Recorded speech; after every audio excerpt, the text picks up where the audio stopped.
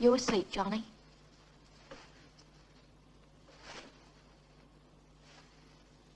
I never knew anyone sleep as well as you. Come to think of it, I haven't had much time to, have I? You are asleep, aren't you, Johnny? Oh, sure, you're asleep all right. Well, sleep, then.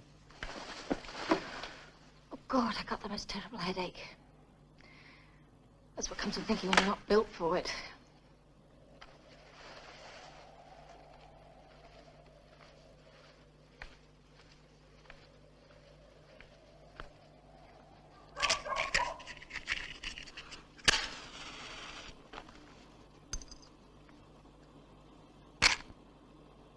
Sleep.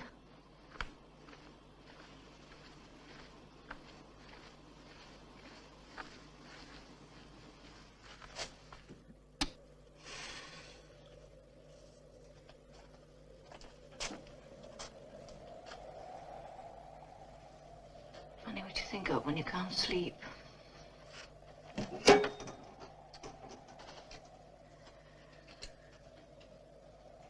Oh, hell. Not even a bloody aspirin. What about me? Don't I exist? Oh, I'm sorry, Johnny. I'm sorry I woke you up. I'm glad you're awake. You know, I don't exist except when you're there. Even like now, when you act fed up and bored with me. Even now, it's better for me. Oh, do you want a cigarette? Yeah, that's what it is. For you, I've sort of gone out of life. To be your mistress, I've become no one.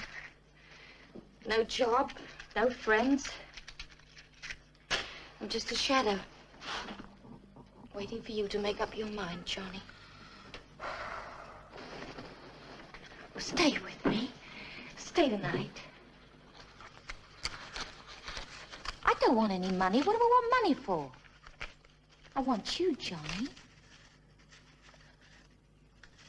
Listen to me. I didn't want to have to say this. I wanted you to choose me for me. Well, now you're going to have to tell her. A couple of months. Oh, Johnny, Johnny. It'll work out. You'll see. Everything will work out fine. Stay tonight. This isn't any good, you just sort of coming here in the evenings and going home again. This ought to be your home. Make the break, Johnny. Make it now. Stay with me. It will work. You'll see if it... Johnny. Johnny! For God!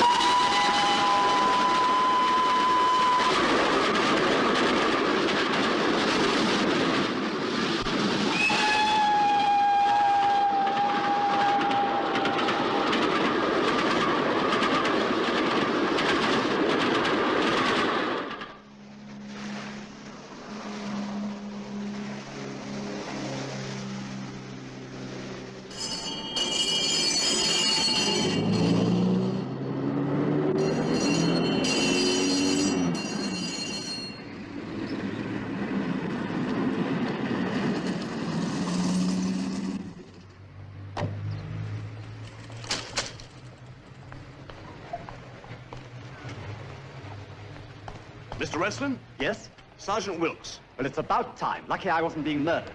You made the call exactly 14 minutes ago, Mr. Westland. We've been burgled. Somebody must have put a fist through and opened the door from the inside. Morning. Morning. This is Tender, my letting manager. Now, who found what and what's been touched? Oh, that was me. There's nothing gone there. I opened it just to check. I kept my gloves on, though. I knew you'd want to take fingerprints. They must have left prints. Might have. Any idea what's missing? Yes, my leases. They stole all my leases. I kept them in here. They've taken the whole folder. Leases? They swiped the lot. Is that all they took? That's all. So you can bring in your paraphernalia and start taking those fingerprints. Suppose we get some facts first, and then, who discovered this? Well, Tender found the window broken, called me, and I called the police. What time was this? Oh, about 8:45. Was the door open? No, locked. I let myself in and called Mr. Reston right away.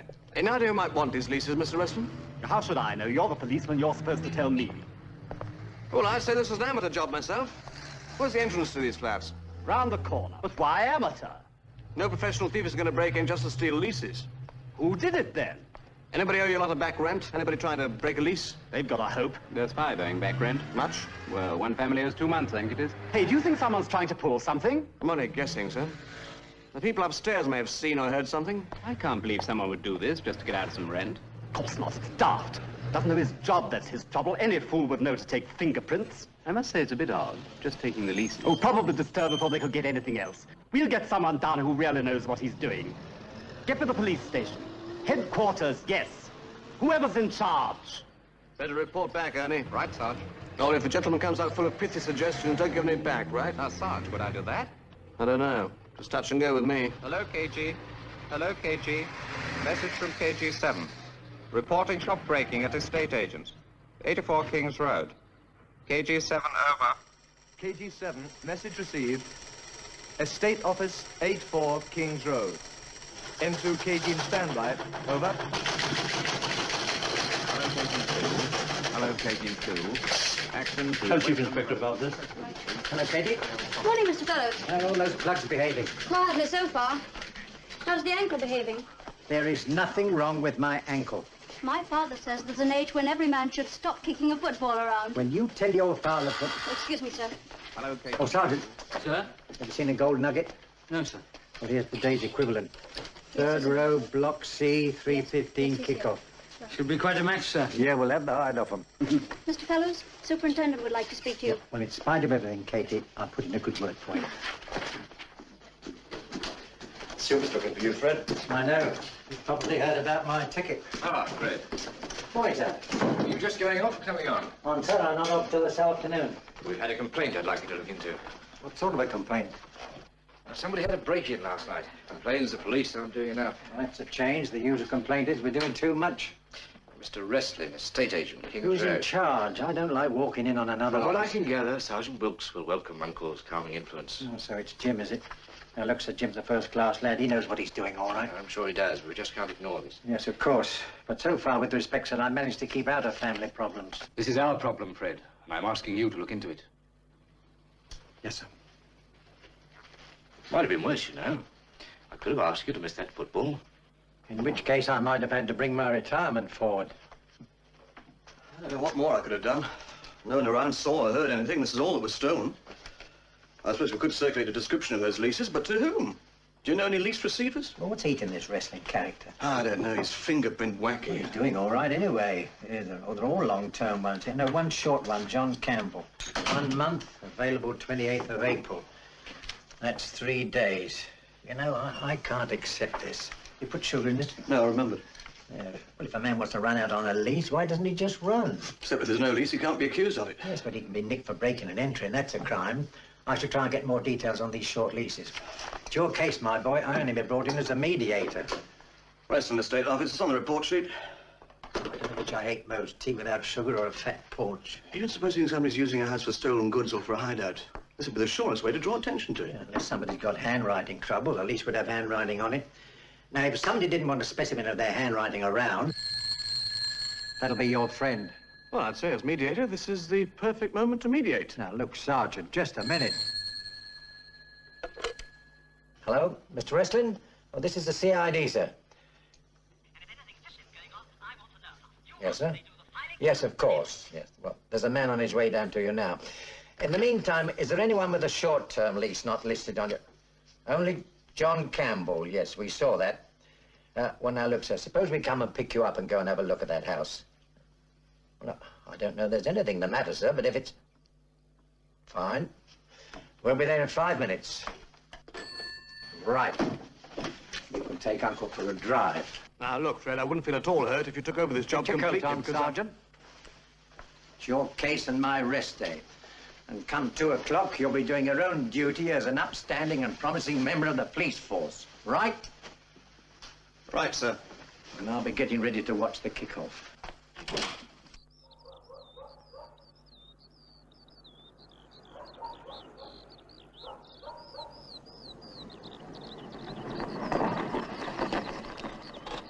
There was something funny about it. Temby took an applicant out yesterday afternoon to look over the place, and it was all locked up.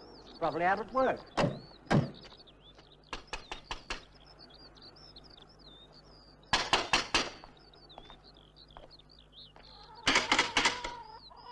Looks as if there's no one home today either. You'll have to use your key, Mr. Wrestling.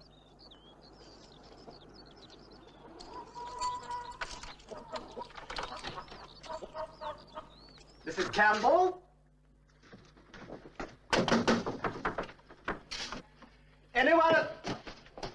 Anyone at home?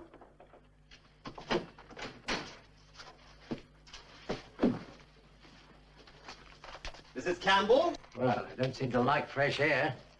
Doesn't look as if they've left for good, does it? Locked. Mrs. Campbell? JS doesn't stand for Campbell. They're not in. No car in the garage. Mrs. Campbell! What do you think's happened? I don't know, Mr. Wrestling. Probably nothing. But while we're here, we might as well take a look round. Well, why not? I mean, I right showing people over. They can't have done a flip, can they? I mean, not with those cases still there. It shouldn't worry you. They paid the rent in advance, didn't they? That's right. I got the rent. Hey, what about the gas light and telephone? They've got to have the meters read. If they've lumbered me with the gas light and telephone... Something's been burnt. Suppose somebody's mixed up some chlorophyll with it. Personally, I don't go for this continental cooking. There's Mr. C by the look of it. Not much food around.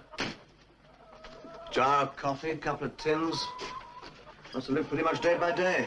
I have been lumbered. The meters haven't been checked since they came in. You've got to do something about this. Ain't I'm no good at reading meters. And they've left the furnace out. You feel it ice cold. Where is the furnace, sir? In the garage. Do you know what a month's gas light and telephone can cost me? You've got to make them pay for this. Don't know, they're not coming back yet. You don't let the furnace go out if you're coming back. That's right, sir. What have we got upstairs? Bedroom, bath and spare. I see. I should have thought the quicker you got on your radio and reported We this... haven't really got anything to report yet, have we, sir?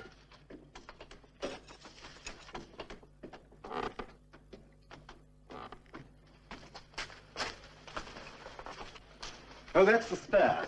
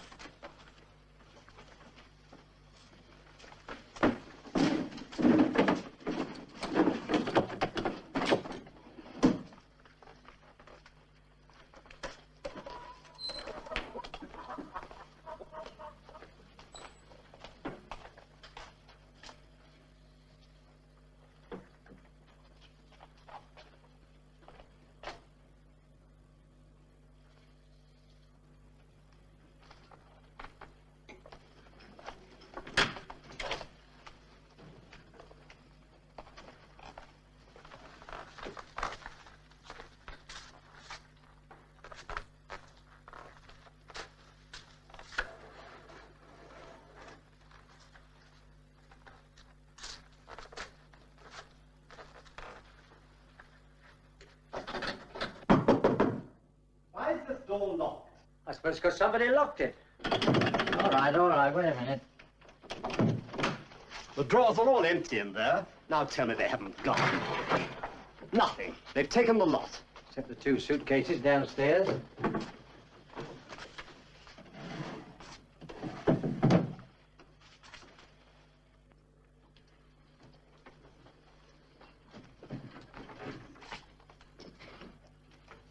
Is Mrs. Campbell a brunette? I don't know. I never saw her.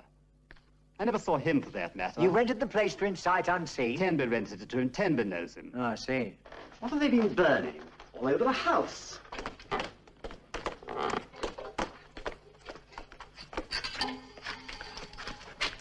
What are you doing? What's that? I'd say it's a hacksaw, wouldn't you?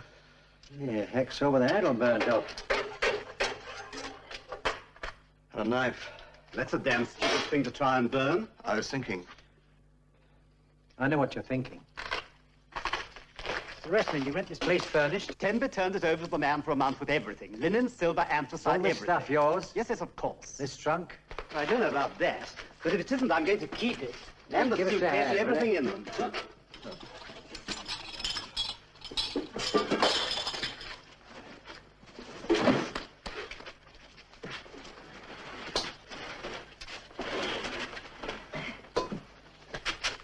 This is where your chlorophyll's coming from.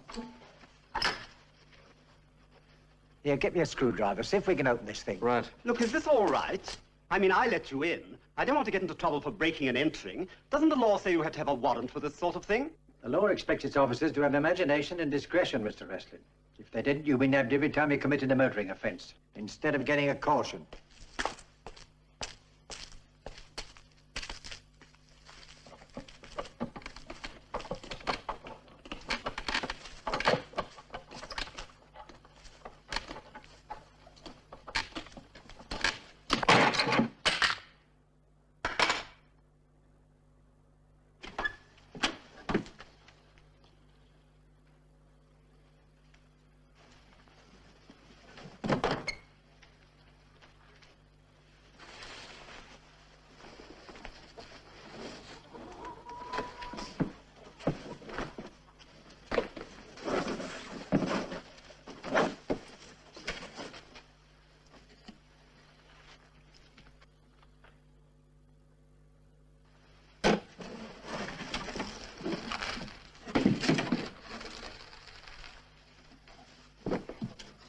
What's all that? Please stand back, sir. What?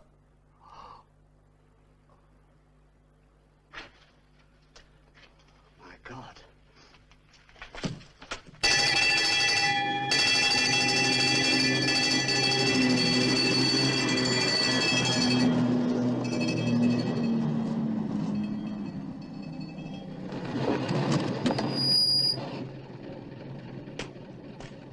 Better back it up to the garage. What is it? A severed corpse. Nice people.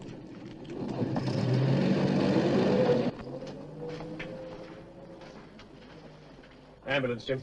Okay, we finished. Check with the doc. All right with me. Can we move everything? The sooner we get the pathologist on her, the better. Any idea when it happened? Anywhere from 3 days to a week. Might be longer. She was dead before the attempt to dismember. Any idea what she looked like? Well, it's not easy under the circumstances. Is any surgical skill involved? None whatever. Whoever did it knows nothing about anatomy, less than a butcher. Excuse me, sir. What's that? It's the ashes from the furnace, sir. Good, they go straight to forensic labs. But they marked them. Yes, sir. All right, off you go. Can you help us with the cause of death? It's pretty hard to determine until we find the rest. We're working on that now. Unless it's poison. We'll know that when we get to the hospital. Oh, now, just a minute. Evening, Argus, Inspector. You ought to know better than trample all over that ground like that. It's the body of a girl, isn't it? Just keep your footsteps outside, please. Was she pretty? I wouldn't know. It's a Mrs. Campbell, I'm told. Yeah, that's what I'm told. Now, come on, there's a good fellow. Do you know where we could reach Mr. Campbell? If you find out, you can tell me. Sarge, chase away anybody who hasn't got any business here. Look, do you mind? Does that mean you think he see. did it? We don't know who's done it. And I'd appreciate if you wouldn't smoke around here. I don't mind fellas bringing in one of your buttheads. It might confuse us. We can cope with this lot, but when the word gets round, I don't know. All right, ask for some more men. Taking an inventory? Room by room as we go. Anything in there? Doesn't look like it. All off the peg stuff you can buy practically anywhere. Well, the laundry marks may help. Oh, get these off to the labs, will you? Brunette hair, some grains of face powder. They may be able to localize it. Not that. Looks like Brighton will have to play without their cheerleader. I don't see what's so funny about that. I paid over the odds for this. Uncle Fred. As an upstanding member of the police force, wasn't that rather unethical? No more unethical than you calling me Uncle Fred when I'm an inspector on duty. I'm sorry, sir. You're not half as sorry as I am.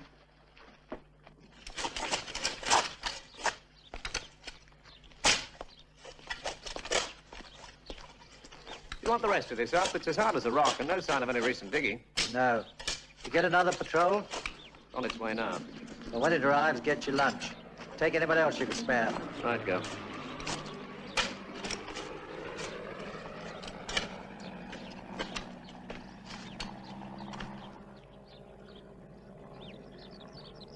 Good afternoon, ma'am.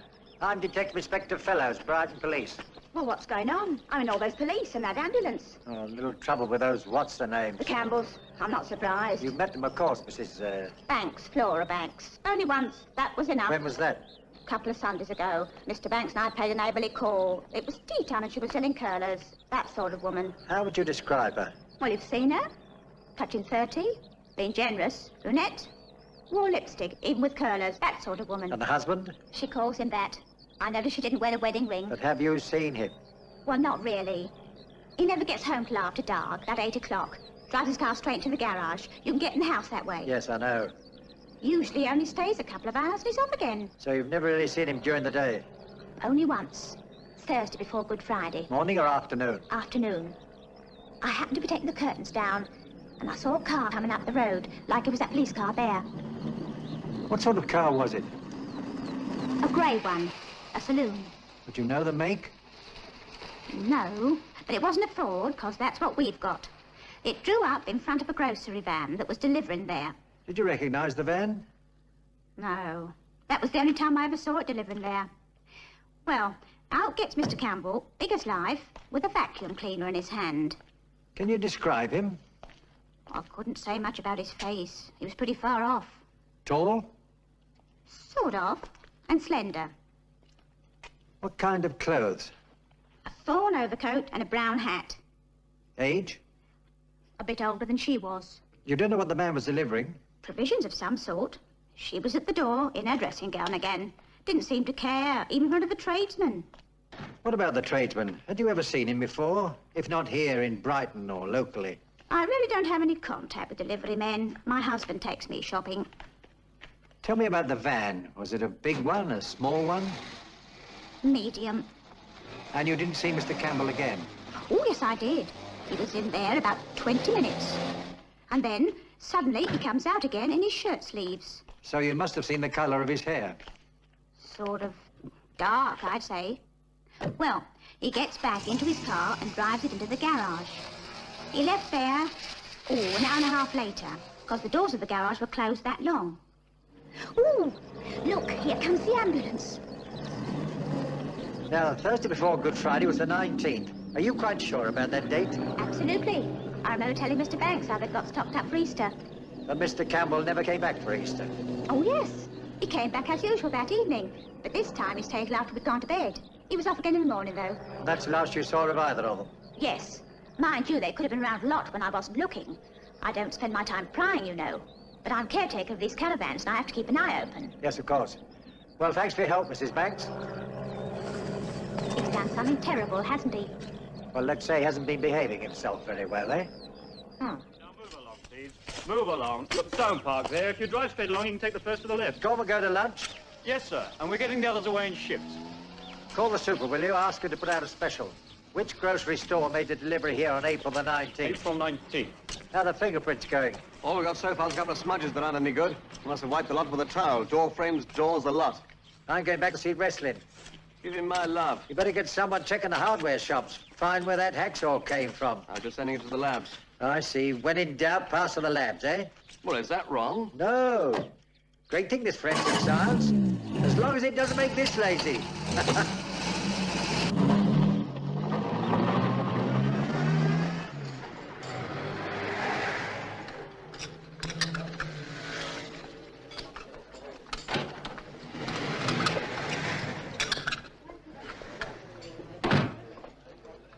Are you eating alone? Hello. Mind if I join you? Yes, please. Mr. Reston went home. He was feeling sick. Was it really murder? Well, there was a body, but we don't know yet how she died. No, I don't use them, thanks. As from this week. They tell me to suck one of these days. I want to smoke. Trouble is, when I've had one, I want a cigarette. Haven't been able to eat much myself. Can I get you something? No, thanks, but I am on a diet. Mr. Wrestling was telling me you handle this deal. I wish I hadn't now, believe me. I expect you won't get back to the office. No, you finish your coffee. Mr. Reston blames me for what happened. Gas, light, and telephone especially. He's feeling pretty bad about that. But I certainly couldn't see anything wrong with the man. Can you remember anything about his looks and manner? Any peculiarities he might have had? Dates and times will tell me a lot, Dates are easy. too. We've been looking them up. Mr. Reston was out for the afternoon with another applicant. Peculiarities? I don't know. He was pretty well dressed, better than I could afford. Tan overcoat, plaid scarf, red plaid, I think. Wearing a hat? No hat. He had dark hair. In his early 30s, I'd say. Stood about 2 inches shorter than me. About 5'11". Shall we go? Yes. Where did he come from? I mean, what was his last address? Unfortunately, we don't have it. I asked for it, of course. But he said he was in and out of hotels all over the country. I gathered he was a salesman and moved around a lot. Well, we may get some help from his references. That's all in his application form. What car was he using? He didn't have one. Or if he did, he must have parked it somewhere. I drove him out to the house in mine.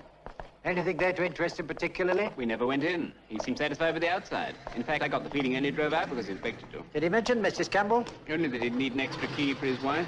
I got the impression they were fed up with hotels and wanted to try housekeeping for a change. Don't close it. Ah, I was just off. All finished. Here, do us a favour, will you? Next time, have a go at the big one. This is Mr. Campbell's application form. It isn't very well filled out, I'm afraid. It was all done in such a hurry. That's the reference. Gary Hardware Company, Manchester. He wanted to sign the lease right away. He had the cash out as soon as we got back. I can't see any character references. He said anyone at Gary from the chairman down would be glad to vouch for him. Did you check that? Mr. Eston said not to bother, because we looked it up and it was a reputable firm. Well, it looks like Mr. Estley made a mistake. Is this Campbell's writing? No, I'm afraid it's mine. I just asked him a few questions as a matter of form and wrote the answers down myself. Well, I use your phone. Of course. You see, that particular house had been empty since November. And I knew Mr. Wrestling wouldn't want to lose the let. So I wasn't being too fussy. So we have no samples of Campbell's handwriting? Only his signature on the lease, and that's gone. It's probably why it's gone. Well, this is Fellows. Get off at telex to Manchester. Request information, John Campbell. Dark hair, slim, 5'11", age 30 to 40, employed Gary Hardware Company, your city.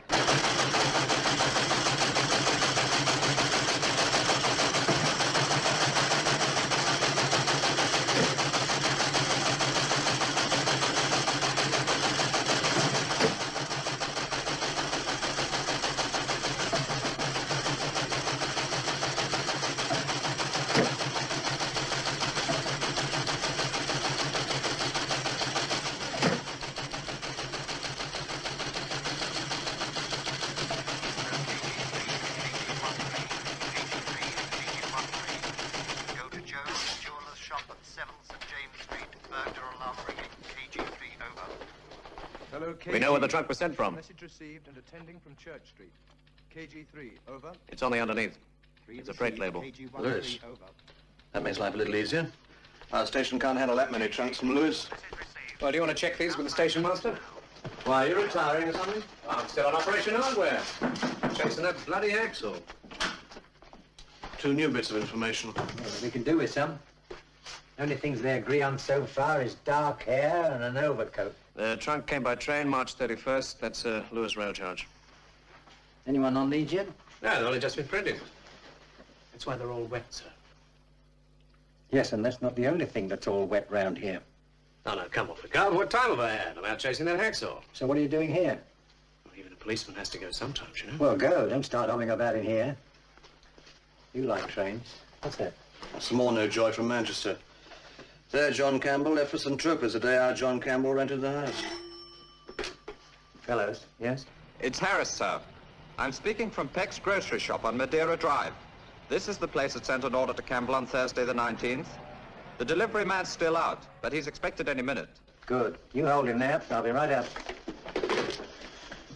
We found the delivery man.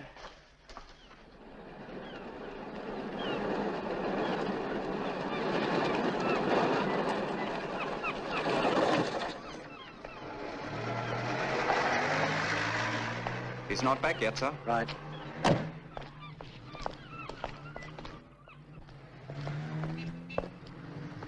Mr. Peck? Good afternoon. I'm Detective Inspector Fellows. Oh, are you? Well, let me tell you, I don't like this at all. You'll get me a bad name with that stigma part out there. You know, Mr. Peck, it's a funny thing. The people who look on the police as a stigma are usually the first ones to dial 999 on the slightest pretext. I have never dialed 999. Well, let's hope you never have to, eh? Look, Andy's not back yet. You're wasting your Tell me, sir, time. that Campbell order, how many deliveries did you make to them? Just that one. She called up and we delivered. All this hullabaloo over 13 and 4pence halfpenny worth of groceries. You people should be stopping some of these robberies instead of wasting your good afternoon. 2 packets of crisps. 2 packets of crisps. Certainly, sir, and... No, and that's your lot. I can have a packet of chocolate raisins, Ted. No, you get them all on my shirt again. It's your own fault anyway. Well, you can't have them. Let me 2 have dozen them. empties to credit, 15 Royal Crescent. Anything else? You're wanted. Are you Andy? That's right, Andy Roach. I'm a police officer. Can't you do it in the office? Do what? Nothing to worry about. Just a few questions. Questions? Do you remember delivering some groceries to a party named Campbell, number 1 Bungalow Road, just before Easter? Campbell? Hey, that's the Judy what got herself done, isn't it? You do remember? Sure, I remember. Oh, I was telling Mr. Peck. I gave the stuff to the creep who killed her. He paid me. He touched my hands. He touched them with the hands he killed her We with. don't know who killed her, Andy. Oh. Now, look, suppose you tell me about it. You bet. It's the only time I ever went up there. So I ring the bell, and there's this Judy, see? And she doesn't have the money on her. So up comes this creep, and he says, OK, how much is it? And I said, oh, well, I don't know how much. And he pays me and gives me a tip. Last I see of him, he's carrying the box into the house. Ever seen him before or since? Never. But I've got like a photographic memory, like. He was in his 30s somewhere. Looked sort of he'd been around, you know. Probably had. Like it was a kind of happy-go-lucky type. Dark, smiling, wore a hat and overcoat. What colour? Ah, now you got me. You see, though I've got the photographic memory, it's like in black and white, on account of I'm colourblind. And his car, do you remember that? Ah, that's something else I'm photographic about. Was it a light or a dark colour? Light? You know, when my duty is about me and all What this... make, Andy? Huh? The car. The car. Ah, an A55 1960 saloon. And the near side front wing was dented. And it's been in and out of this town for the best part of a month. He must have bought oil, he must have bought petrol. I want 6 men out covering all service garages, started from the town centre and fanning out. Somebody must have seen this car. Yes? Sergeant Wilks calling from the station. Right. I remember the trunk here and the girl. Arrived on the 12-2 from Lewis, April the 2nd. Only passenger off. She had 2 suitcases left by cab. We're trying to trace the driver now. Looks like we have. I'll call you back Sam later. Lawson, he drove the lady. Hello, Sam. I'll leave you now. I can't help you. I just drove her up to the caravan camp and dropped her. What about the window chat, Sam? Pretty girl in your cab and you don't even window chat? Yeah, nothing. Never said a word. She was married. Look for the ring first. That's my boy. What are you trying to prove? I'm a sex maniac. She said she was married. He was a salesman in hardware or something. I don't know. Who cares? I care, Sam. That girl's dead. Yeah, I know. I can read. Is it all right if I carry on with my living now? Okay, Sam. May need you later. All right. I think we're a little further, Mr. Jackson. Thanks. Anything else I can do? You could phone Lewis for me, Lewis Station. Say I'm on my way if they could be looking it up for me. Right, pleasure.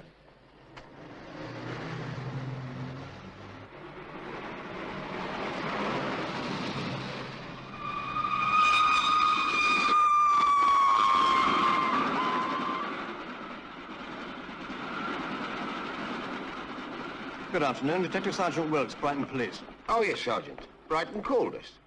What a terrible business. Not very pleasant. Here we are, March 31st. Charlie? Right. She filled in the label herself. Stuck it on the trunk. Just where you're standing. I don't suppose you know who she was. Mrs. Campbell.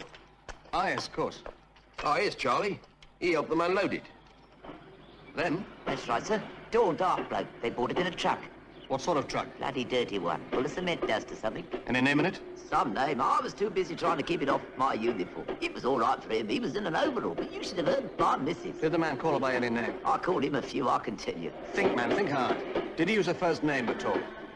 Would it be June? I'm asking you, Charlie. Because it might have been Jean. Or even Joe. It wasn't Edna or anything like that. How could it be, starting with J? Well, this is my name. For the dance lips, perhaps you'll give me a call at Brighton Police Headquarters. Yes, sir. Or was it Jane? I see.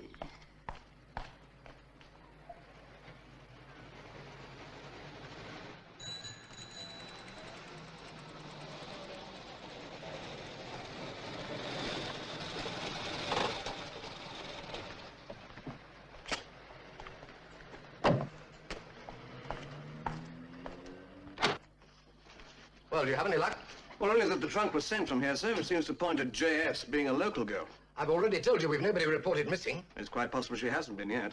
If the girl expected to stay away for 3 months, she'd have made the necessary excuses to friends or family. What are you going to do now?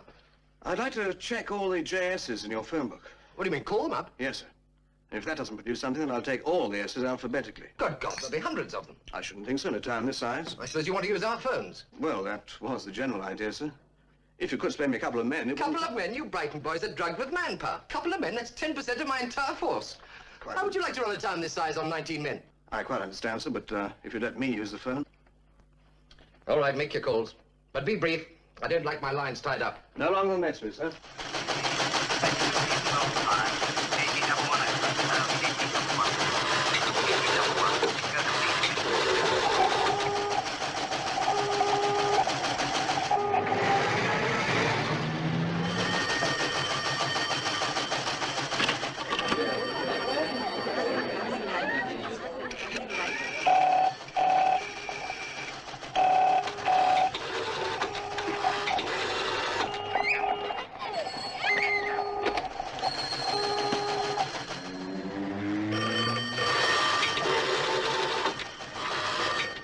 No, this is the foreman. Mr. Shaw doesn't live here. Who's that speaking, please? Oh, I see. The 31st of March. Hang on a minute, would you? Maisie? What? It's the police. Which one? Do we know if any female member of Mr. Shaw's family left town on or around the 31st of March? Somebody's having you on, mate. No, it's straight up. Hello? Look, I think you'd better ask the boss himself. No, he's not in the book. Hold on. It's Lewis 7450. You're welcome. Well, we've an embarrassment of riches this evening. I mean, one on the phone and one in person. You boys are certainly buzzing tonight. We've been buzzing all day, too. And what can we do you for? And no female relation of mine has left town, I'm sorry to say. We're interested in an A55 grey saloon with a dented front wing. Might have come in any time during the last month. Oh, you picked the most popular color, haven't you, chum? Plenty of A55 greys. I don't know about a dented wing, though. Maisie? Nah. The driver would have dark hair, a man in his middle 30s. He might have worn a brown hat and a fawn overcoat. Nah. And if Maisie doesn't remember a man, he hasn't been here. Oh, hard bleeding hard. Might you have done repairs to any similar car? Oh, no, the mechanics have gone. I couldn't swear to it myself. Still, it'd be in the book. Over. Hello, KG. Receiving. KG-14, over. Hello, KG-14. Information received regarding hardware, item 2. This brand only stocked by Gardner & Son, Church Street, your area. Please make inquiries there. KG, over. Yes, we got that. KG-14 proceeding to Church Street, over.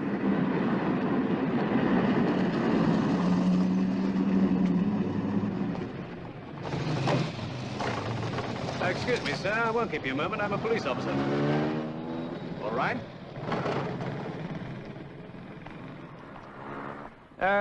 We're just trying to trace the origin of a few items. I understand, sir, that this saw is a brand only used stock. Is that right? That's right. Mm-hmm. So it could only have been purchased here? If it was bought in Brighton, yes. And this knife? Oh, you can buy those anywhere. What, have they been in a fire or something? But it could have been bought here, too. Could have. Look, I should be at the Rotary Club. We've got Yes, a I can dance understand final. that, sir, but this is very important. Do you recall having sold a knife and saw like this to anyone in the last 4 weeks? We sell a whole lot of knives, one kind or All right, another. about the saw. How many of those have you sold this month? Of that kind?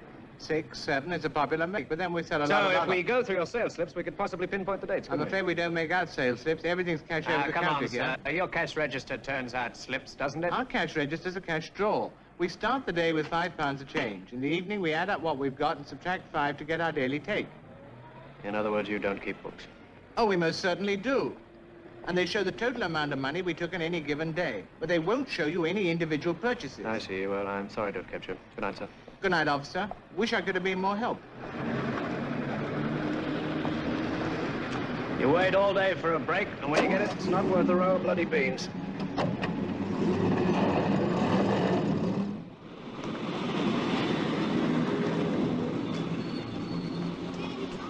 Oh, Good evening, Joe. fellas. I see we've had another murder. Don't say that again. 5 feet our own ground. That's not a murder, Joe. That's a massacre. Sir? Well, I thought you'd phoned the Cardinal Touquet or something. You sent me to collect information, remember? You ought to have an encyclopedia by now. Seems like I've been through one. I phoned 18 pages of Lewis essays. And? Nobody knows anything about the girl. There are 2 no replies. I can try later. What about the trunk? I think we've got a lead. Good boy. Wait, Bates, you can sign off. Let them know I've gone with Sergeant Wilks, will you? Very good, sir. Go on in you get. While you're making your report, you can take me for a drive. Drive? Where to? The murder house. I want to give it a going over. It's already been covered. Not by me, it hasn't. You don't trust anybody, do you? I trust you, Jim, but I'm just not the executive type, that's all. I want to see everything myself. What's the matter? You got a date? I'm thinking of becoming a monk.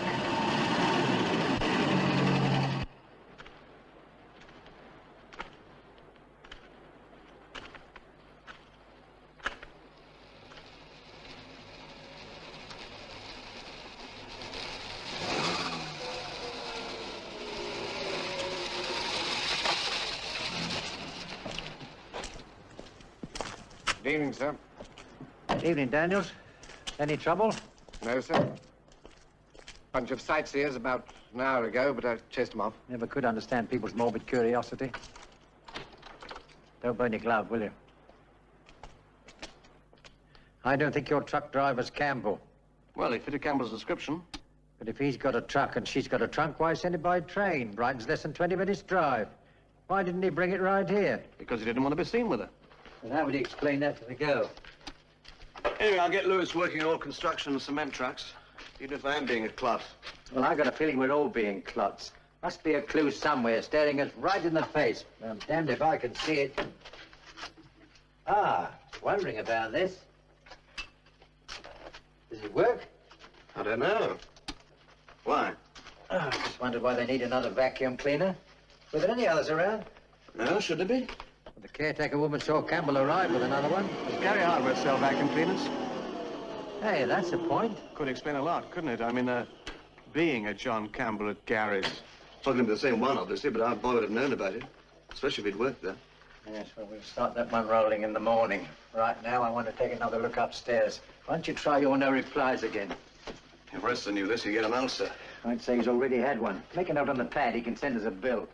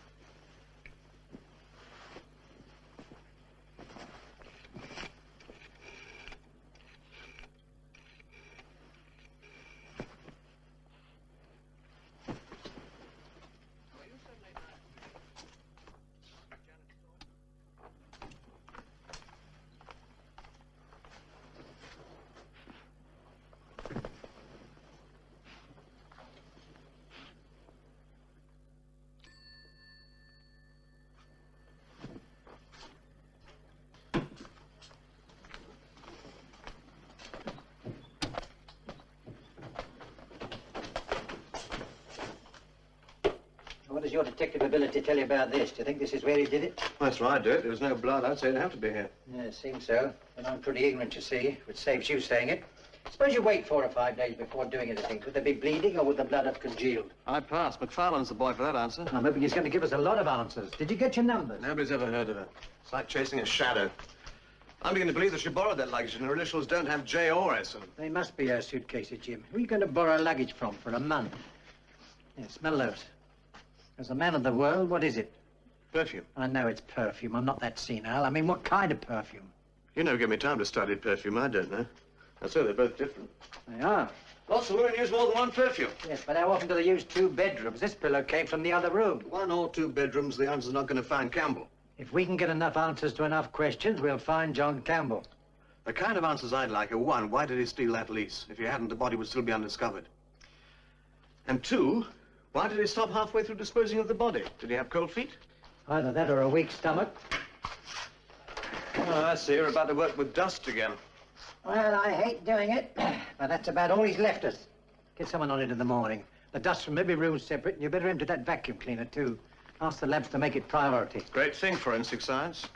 Look, I don't want to mess up my retirement by kicking a sergeant in the pants. So you better come back to my place, and I'll fry you some cod's roe instead. Fred, I'd like to, but I do have a date. Oh, yes, I forgot. You monks get around. At least I had a date. Well, if she hasn't learned how to wait, she's the wrong girl for a copper. And don't waste Wrestler's lights. Did you note your phone calls? Not yet. I don't really think the wrestling's going to ask us to pay for 2 local phone calls, do you? Listen, if I know anything about wrestling, he's just the sort of fellow... Have you used this pad? No. Something's written on the sheet above this one. You can still see the indentations. Anything legible? Not yet. The old inventory turn of any iodine in this house? Iodine, yes, in the bathroom, I think. Get it.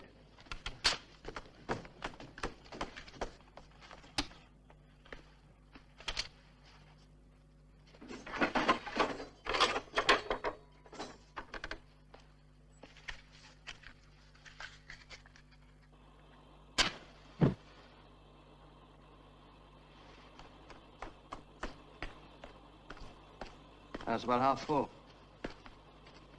What's this trick? Here, you hold that. You better get a handkerchief. It's going to get hot.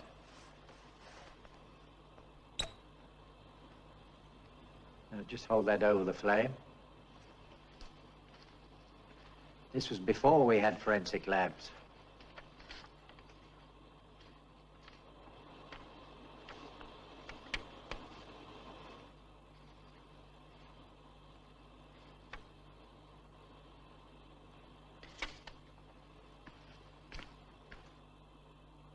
Where did you learn this? Detective novels. It'll probably say 2 pints of milk, please. As long as it doesn't say Brighton 3, Southampton 5.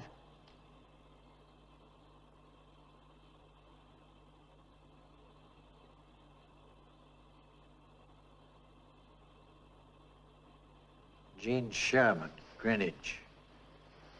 Voila, the missing girl. Nice of it to leave a name and address. Sir, there's a car coming down the road. We can't stop it. Yes, sir, but it's driving very slow, and I think it's a grey saloon. What? I saw it as it came over the hill.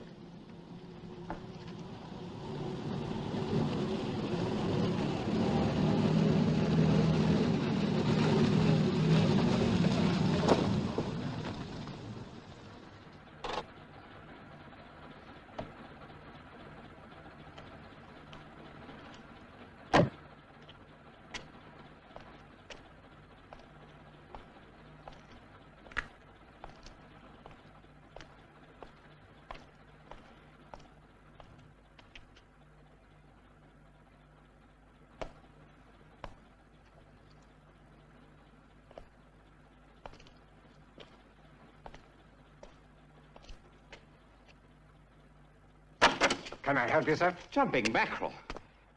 You scared the daylights out of me. My name's Hilders, Evening Argus. I've been assigned to this case. Well, that's a coincidence. I've been assigned to it, too. We finished it there. Your relief should be along any time now. Okay, sir. I rather hoped I might be able to look round the house. Hope's a wonderful thing, Mr. Hilders. I don't know what we'd all do without it. Well, can you give me anything? I mean, I know something big's going on. You've got patrol cars racing round town like somebody sold the Chief Constable's golf club. If there's anything new to announce, you'll get it in the morning at the 10 o'clock conference. I see. Well, thanks for the break. You know, the fact that your car's an MG is the biggest break you've had in a long time.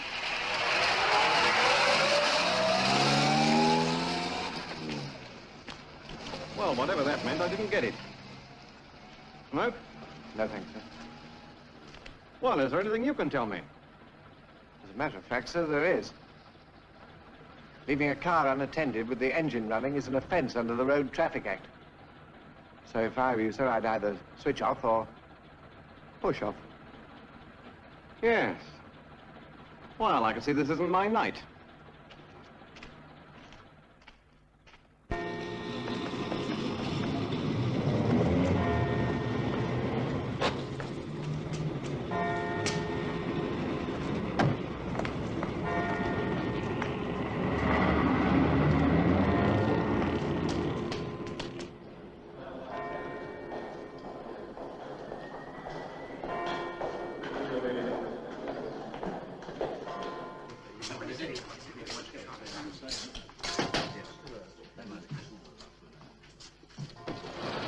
What's it, Ted?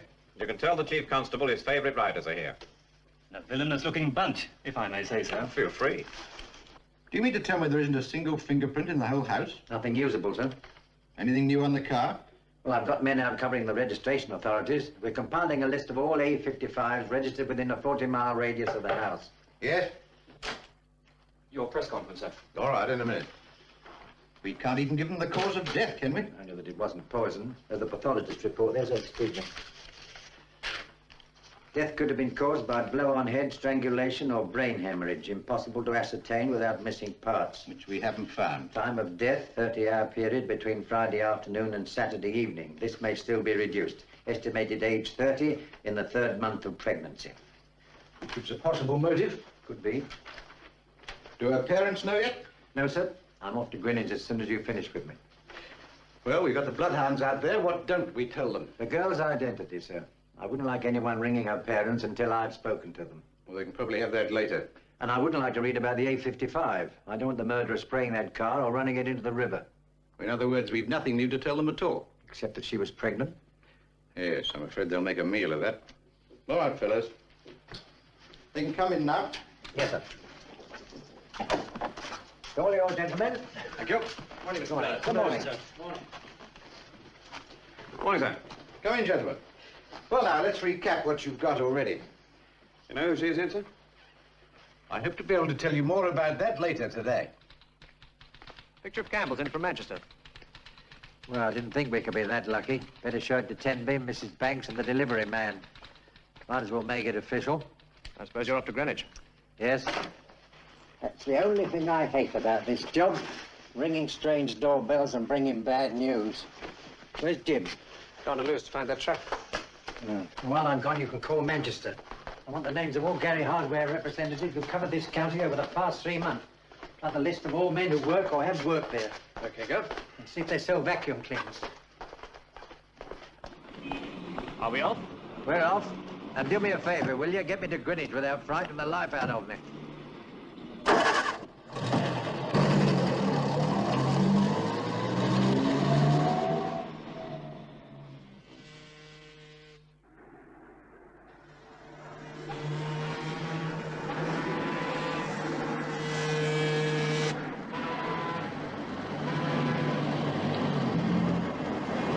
Wait a minute.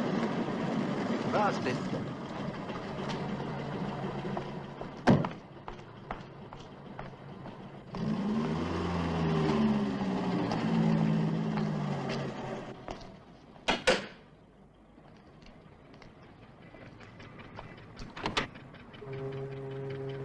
Oh, good morning.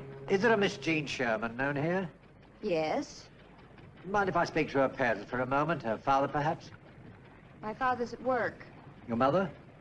She's been dead 6 years. What do you want? Are you her sister? You're police, aren't you? Is it that obvious? What's happened? I'm afraid I can only discuss that with Mr. Sherman.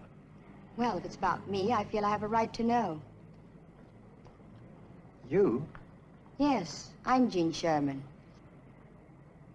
Well, I'd better introduce myself. I'm Detective Inspector Fellows. I see. You better come in, then.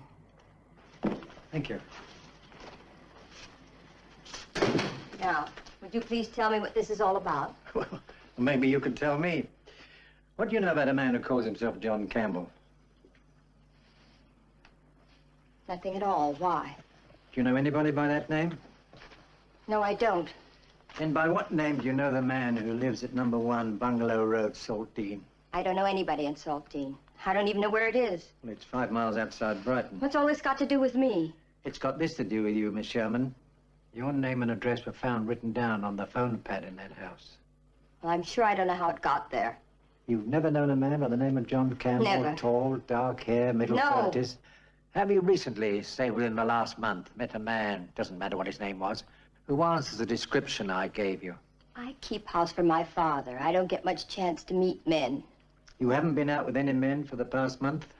I haven't been out with any men for the past year. I see. May I ask what you were doing last weekend? I spent Easter with my sister and her husband And they live? in Brighton. Would you care to write down her name and address for me? Why not? You'll find I was there all right, don't worry. All Saturday and Sunday? I went down Saturday morning and came back Sunday night. And the week before that, you were here, all week. I'm always here. Thank you. You know something, Miss Sherman? I'd take a small bet that any handwriting expert would be willing to swear these 2 samples were written by the same person. What 2 samples? What's that other writing? Your name and address. The paper we found in Mr. Campbell's house. No. Would you like to tell me about it, Miss Sherman? Look, miss, it's a very serious thing to withhold information likely to be of assistance to the police. Sergeant. Oh, now, come on. There's nothing to worry about. This is Sergeant Unwin. You just sit back there and relax. Yeah.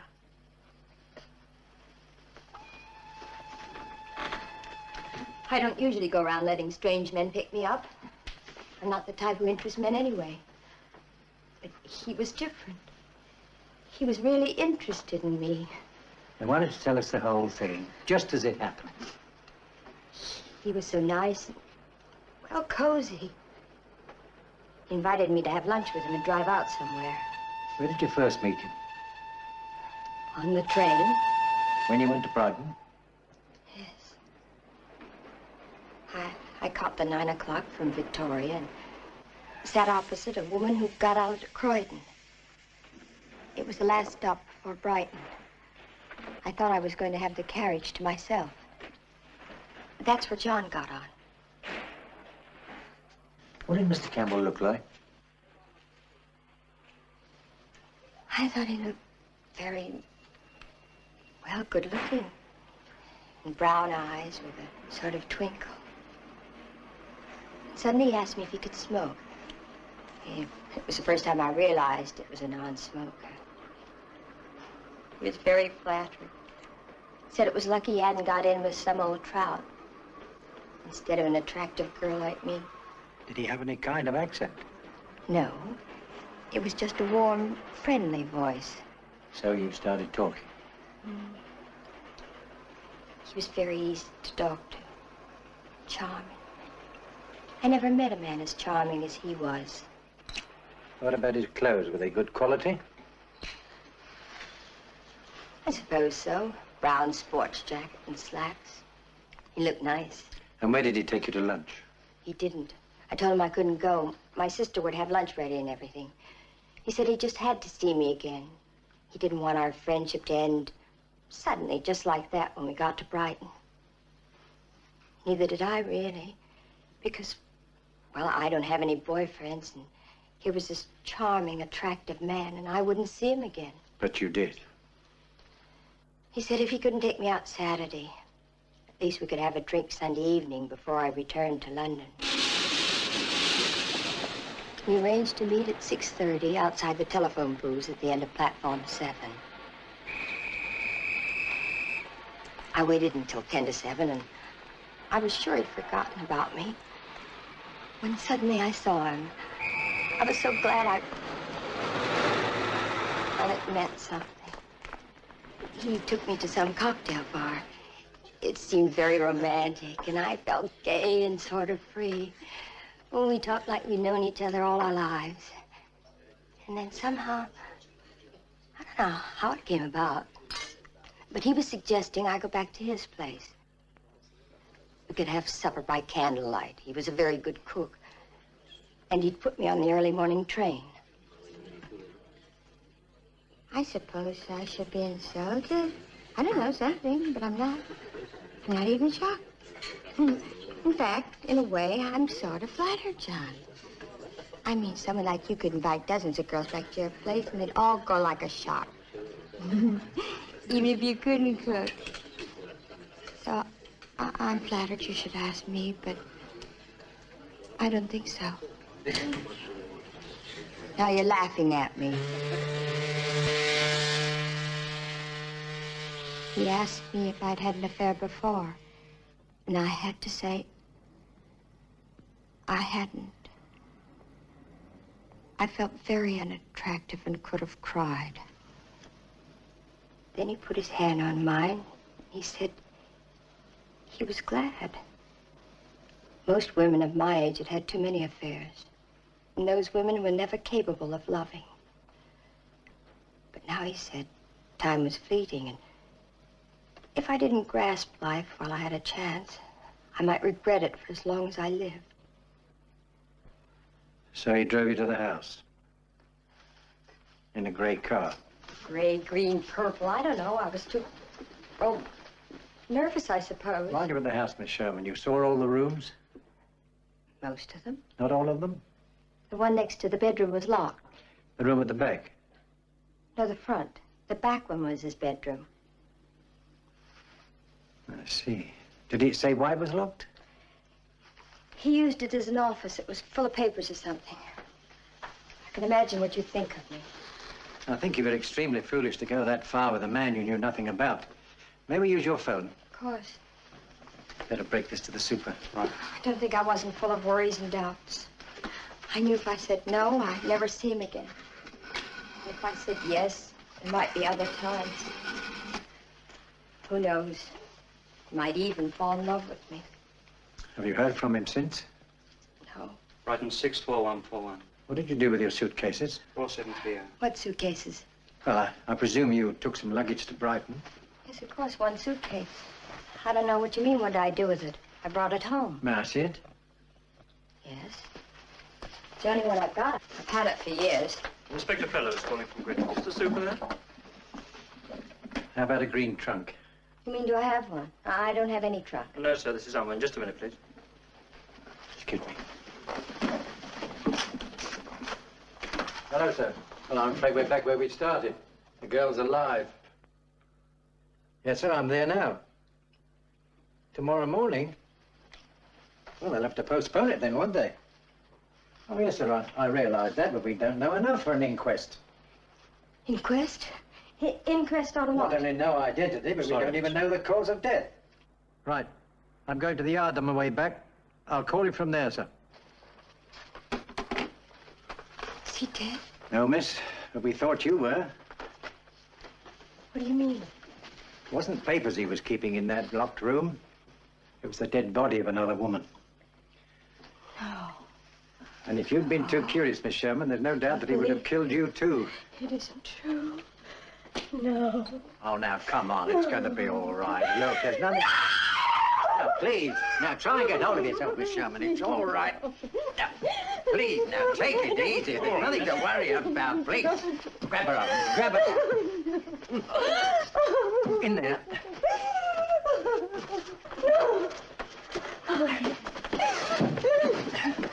Water. It's all right, Miss Sherman. Now, take it easy. Take it easy now. Nothing to worry about. Turn her over. I don't believe you! Now, take it easy. Take it easy. That's better. That's much better. Come on. Let me wipe your face now. I can't stand it. I wish I were dead. No, I shouldn't wish that, miss. You ought to consider yourself lucky to be alive. I meant nothing to him. He would have killed me, wouldn't he? Why don't we go and sit in the other room and talk about how you're going to help us, eh? Help you. That's right. Find the number of local police and write it down. You see, we need your help in catching Campbell before he harms anyone else. You don't know where he is? Well, we know very little about him. See, he was gone when we got there. Well, she's... Who was she? Well, we don't know. We thought she was you. Now, will you help us? You see, the point is, if he telephones... He wouldn't phone, not with the police looking for him. But he might, Miss Sherman. Judging from the little we do know of him, he very well might. I couldn't talk to him, not even on the phone. He'd know something was wrong the minute I answered. But you'll try. And if he wants to see you, agree to meet him wherever he says. God. But you won't have to go there by yourself. Just let the police know, and they'll be there, too. Now, look, that's the local police number. That's Scotland Yard, and the Brighton one's mine. Now, come on, cheer up. You going to be all right now? I'll be all right. I don't like leaving you like this, you know. What about the people next door? I'd rather be alone. I'm all right now. Quite all right. Well, thank you, Miss Sherman. Don't hesitate to call me.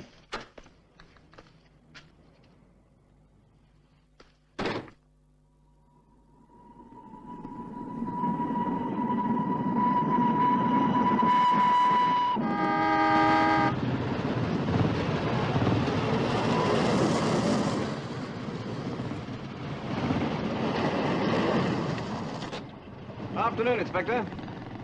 I hear they've postponed the inquest. Have they now? Does that mean something new's come up? I was hoping you'd tell me. Well, I might if you gave me a chance, but you got me blocked. I'm sorry to hear that, Mr. Hilders. We always try and cooperate with the press. Well, how about a little cooperation now? Who's the girl in the case? We don't know. I don't mean the victim. I mean the other girl. What other girl? I've heard rumors. There was another girl in the house, wasn't there? You had two women. Where'd you get that story? Now, you know I can't reveal my sources, Inspector. Now, look, if you've been pumping my men... I'd be doing my job. Come on, Mr. Fellows, what about the rest of it? What's her name? There's no story about any girl, and you better not try and print one. In that case, maybe you'll let me have a look at the murder house. Take along a cameraman, get a nice picture spread. What's this, blackmail, No, Mr. Hilbert? no. Just the one good Now, turn. I'm going to tell you something, my boy. You play along with me, and I'll give you everything I can, news-wise. But if you print anything against my wishes, just the once, I will personally see the only news you get on this case is what you steal from other papers. Okay, okay. It's mighty hard to write a story on the handouts you give. Sorry, sir, it's me. Fred, come in. Well, the Chief's had your inquest put back a week. So I heard. I gather you've had quite a morning. Hasn't been my favourite day. Well, it wasn't exactly quiet here. They've compiled your list of A55s. You'll be pleased to know that they only sold 20,800 greys in 1960. 12,000 of those were Grampian grey, 8,800 were Farina grey. Do you know the difference? I don't even know what a Grampian is. Well, he showed this colour chart to Mrs. Banks. She picked Farina grey. Now, there are 1,250 Farina greys registered in this country alone. Do you know how long it's going to take to check all of these people? Not long enough for Campbell to die of old age. Well, Gorman got your list of ex-Gary employees. Well, one of them, Richard Lester, lives in Lewis. He also owns one of our cars. In Lewis? Yes, but you can relax. He's been cleared. By whom? Well, the Lewis police questioned him. So did Gorman.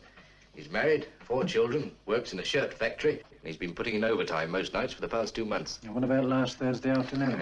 He was supervising the Easter wages. He's also got natural red hair and no dents in his car. Oh. I know. Well, that's how we felt. Now, look, you better take these now. And the Chief wants to see you before the next press meeting. Yes, well, I don't want Campbell knowing anything about the Sherman girl.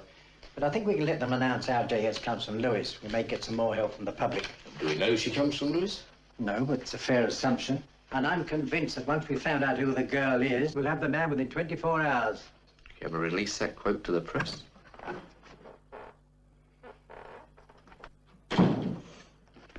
Oh, heard you were up here, Fred. Forensic report. Huh? On what? The ashes from the furnace. Definitely bone and flesh. Well, it's nice to know we're right about something. Is Gorman in? He was in there. I'd like to put that on my desk. I'd ask the Croydon police for a check. Didn't John Campbell register in any of their hotels last Friday night? We've got him to Croydon, have we? Well, he boarded a train there last Saturday morning. He might have been there overnight.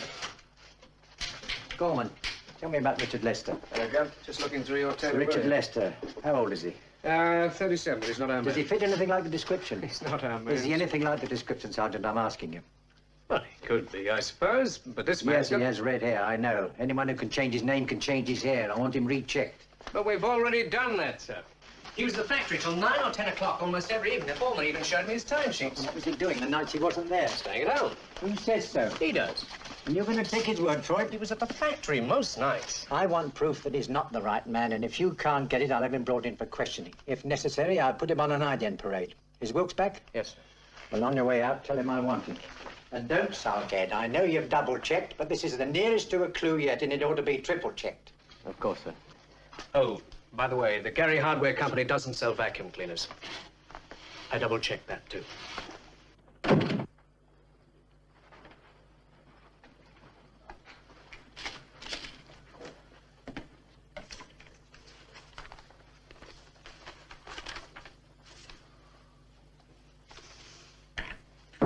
Yes? Now, don't expect sympathy, Fred. I need it, too. What happened to you? Nothing except the Lewis police beginning to hate the sight of me. The truck? We questioned every builder, construction firm, sand quarry, and cement works in the town. No one took any truck to any station. I still don't think that man was Campbell. Have you had any lunch? In a sand quarry. Yes, sir. Can you organize a sandwich? Ham, cheese, anything. No butter. You heard about Greenwich? The super held a requiem. Well, there's no need to be defeatist about it. If we get enough no's, there comes a time when there's only yes left. This is where Agatha Christie would have pulled something brilliant out of the bag. Yes, well, I'm not Agatha Christie, so we'll just have to start again from the beginning. Have a cigarette. Thanks. Okay, so we have a Miss or Mrs. J.S. who sends a trunk from Lewis. If we accept the luggage was hers, then she's a miss. Now, the initials on the trunk were old ones. Those on the suitcases are new, and they're the same. If she was married, they'd be different. Miss J.S. follows her trunk to a love nest in Saltdean, gets herself dismembered, and by a freak coincidence is succeeded by another Miss J.S. J.S. is dead, long live J.S. Coincidence, but not a freak. JS are probably the commonest initials there are. So common, we can't even find anybody who knows her. So it simply means the telephone wasn't in the family name. This girl gets around, so she must have access to a phone. That makes it a boarding house. Or she shares the flat with another girl and the phone's in the other girl's name. Right. Now, why should a single girl live in a town like Lewis without her family? She works there. Yes, in an office or a factory. Maybe a factory. Hey, what's that factory up by the castle? The one that employs all those girls that make stockings. Nilex? Nilex. Now, what do you bet me she doesn't or didn't work there? I'll go further. Campbell works there too. Will you buy that? No, it's not based on a single fact. You're out in space, Fred. No, everything's out in space, even our ideas. Why should he set up a house at all? Not to live with her, but just to visit her in the evenings. Now, don't go naive on her. All right, he could do that where she's living already. Look, Fred, there are hundreds of men setting up places for hundreds of girls all over the world. Not for 1 month. It's like the art collector who paid £500 to an Eskimo for a beautiful hunk of ice carving, only when he got it home, it was nothing but a bucket of water. I mean, what's this girl buying? Hello? No, who? Oh, it's Harris. Yes, Harris? I'm in Lewes, sir. I found a garage that services a grey 55 with a bent wing. They think the owner might fit Campbell's description. Yes, his name's Clyde Burchard. He lives at number 2 Saxon Street and is there right now. Go to the Lewis police and tell them I'm coming over. Ask them to send somebody with you to watch the house, but don't tip the man off and don't touch him unless he tries to leave.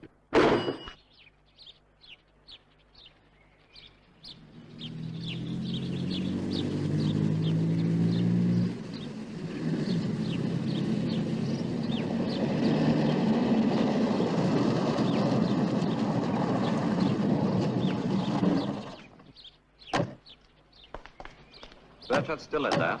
That's the first floor. Good. Sergeant Wilks and I will go in. You stay put. Tell them. Right.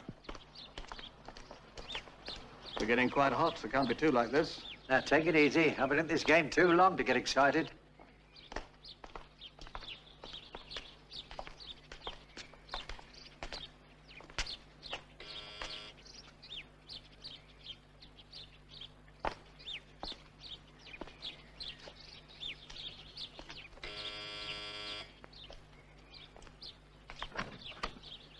Mr. Clyde Burchard?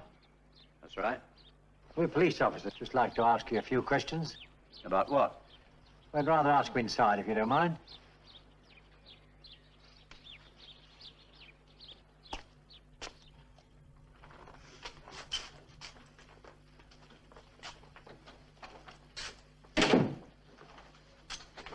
Well, what is it?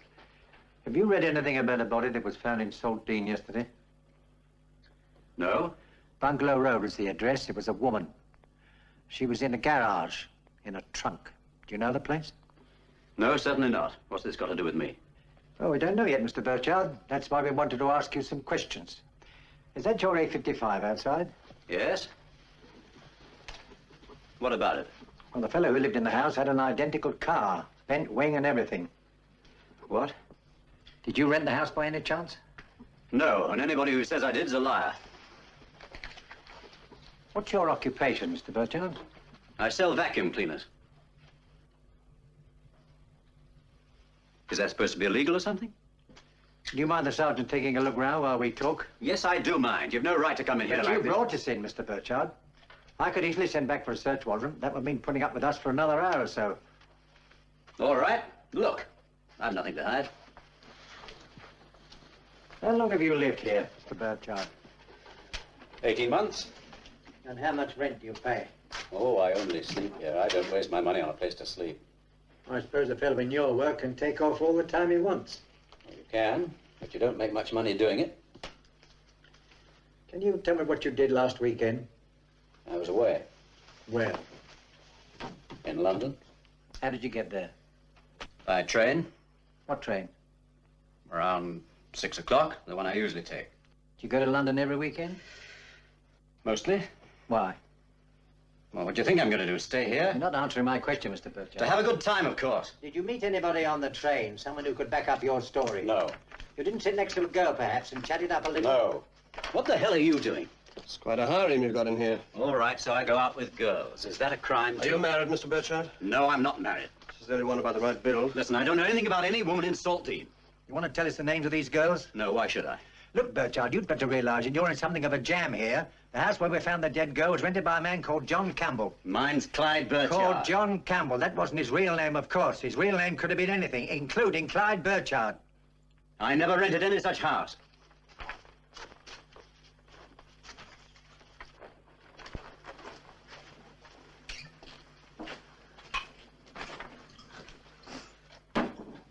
Have you ever been to prison, Mr. Burchard? We can find out. It's better you tell us yourself. Once. What for? A girl told me she was 18. You cover houses in the Brighton area? I go all over the country. When were you in Saltdean last? I haven't covered Saltdean. May I see your record book? What record book? Well, if your calls, you must have a record. It's in my head. I don't write that stuff down. What are you doing in my desk? Now, look, man, the more you stall, the deeper you're getting. If you think I killed that woman, you're mad. I've never been to Saltdean. And how'd you sell 2 vacuum cleaners, then? All right, Burchard, get your coat and your shaving things if you want. I'm arresting you. For what? Suspicion of murder. You're not obliged to say anything, but whatever you say will be taken down in writing and may be given in evidence. Ride with him in the squad car and warn Harris. I'll let Superintendent Ramsey know. You can't hold me. I haven't done anything. To call your lawyer, I've no objection. Where would I have a lawyer? Well, we'd better find a good one for you, quick. Come on. All right, I went to Saltdean. Those places are all alike. Saltdean, Rottingdean. I didn't remember. You got me mixed up. But I was never in Bungalow Road. I swear I was never in Bungalow Road.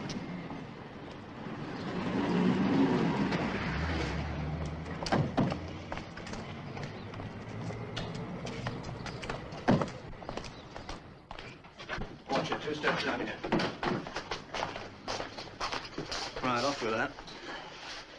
Look, you've got to listen to me. Don't worry, we'll listen. Take him in and book him. Hold him ready for an ident parade. Very good, sir. Wrong. Wrong! Go and round up Andy Roach, the delivery man. And Mr. Temby, get him here as soon as you can. All right.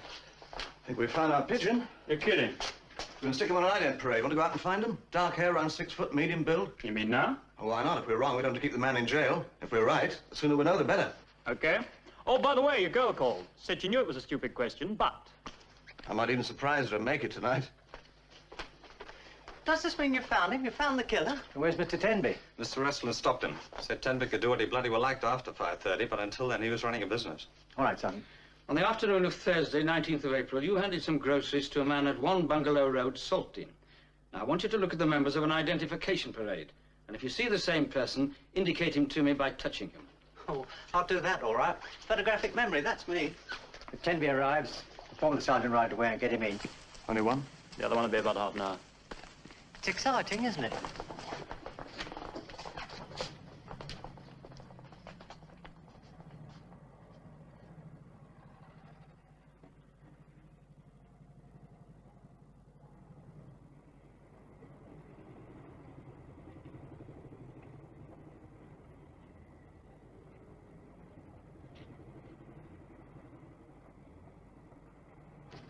This is the man.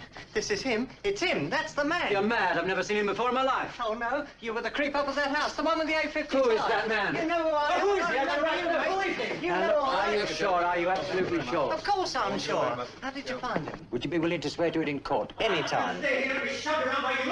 Thank you, Mr. Roach. See that he gets transport. Just put me in the box and I'll swear on a stack of Bibles. This way, Mr. Roach. I wouldn't ever forget that man. I've got a photographic All right, memory. simmer down, Burchard. There's a lawyer on his way. Listen, who is that man? I have a right to know. I don't think you have, but I'll tell you anyway. He's one of the 4 witnesses who can identify the man called John Campbell. Is he claiming I'm Campbell? He's swearing to it if you want to know. That's not true. Who is he? Where's he claiming he saw me? Where's he getting the idea I'm Campbell? Delivered groceries to you, Burchard, last Thursday the 19th to be exact, at number 1 Bungalow Road. Oh, my God.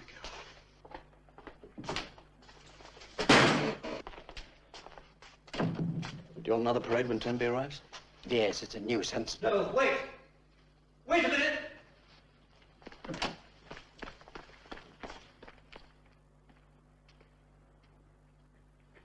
I'll tell you, Inspector. I want to talk. I want to tell you everything. And I lied about not keeping a record book. It's in that bag with the rest of my stuff. A complete list of calls and addresses. I want you to look at it. It's just that you came at me so fast. Once I'd said I didn't know her, I kept getting in deeper. That's it, the diary. Read what it says for Thursday the 19th. You tell me. It says Joan Campbell, 1 Bungalow Road, Saltdean, and a little star against it, am I right? Don't you see, I was trying to sell the woman a vacuum cleaner. That's how the delivery man saw me there. It's the first house I stop at. She's at the door taking in groceries. But she doesn't have change because she's in her dressing gown. So I offer to pay. Well, this is good business. She invites me in while she gets the money. And later you come out minus a jacket and drive your car into the garage. Is that your usual sales technique? Well, I didn't make a sale. At least, not a vacuum cleaner. Well, that's why there's a star against her name. That means, well, the lady was willing.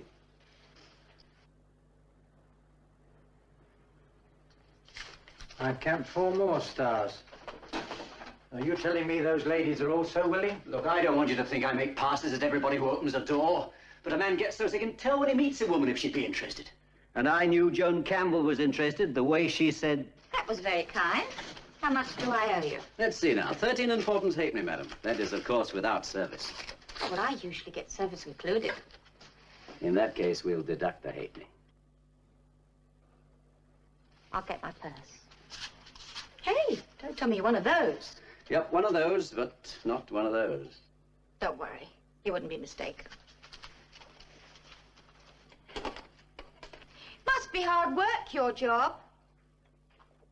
Suppose after a while you get used to having doors shut in your face. Sometimes they don't shut and you meet interesting people. May I? Do you sell many of those? I do all right. Yes, well, I have a cleaner and it works fine. Too bad. I was hoping we might do business.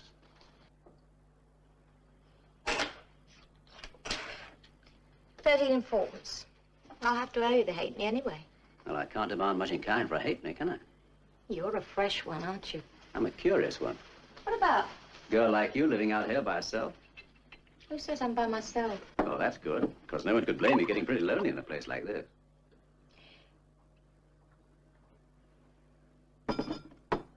Yes, it is lonely.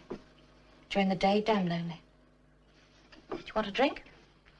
Thanks, but I have a living to earn, and since I can't sell you anything... You haven't really tried, have you? Not really.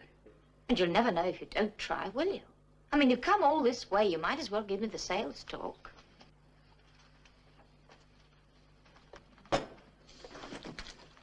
How long do I have?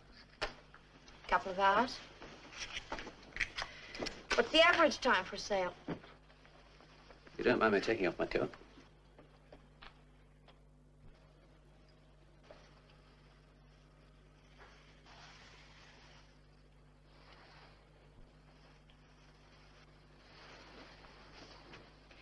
And you better put the car away in the garage. Who cares about the car? I care. And so will that nosy old cow in the caravan. You've made your point. And I'll have that drink.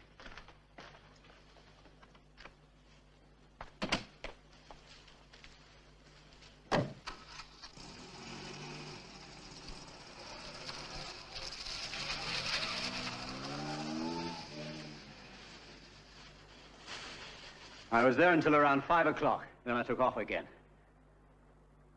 And that's the truth, I swear it. You made no attempt to see her again? No. I started a name in case I was in the neighborhood. I don't often go back to places. When did you learn she was dead? When you told me, Inspector. I swear that's the first time I heard. One of those pictures of her in your photograph collection? Hell no, those are just pictures I picked up over the years. Mr. Tenby, sir. No, not yet. Sorry, sir. I've All got Mr. right, Phillips. never mind. It's done now. Did you wish to see me? That's quite correct. Mr. Burchard, Mr. Tenby. How do you do, sir? Perhaps you wait outside for a minute. Yes, of course. All right. Bring him to my office. Am I cleared? Give him his stuff back. Very good, sir. You've never seen him before? No, that's certainly not the man. I suppose there could be a slight resemblance, the shape of the face and the mouth, but it's definitely not the John Campbell I saw. Well, thank you for coming in, Mr. Tenby. We may have to trouble you again. Certainly. If it could be out of office hours, Mr. Restley. Yes, of course.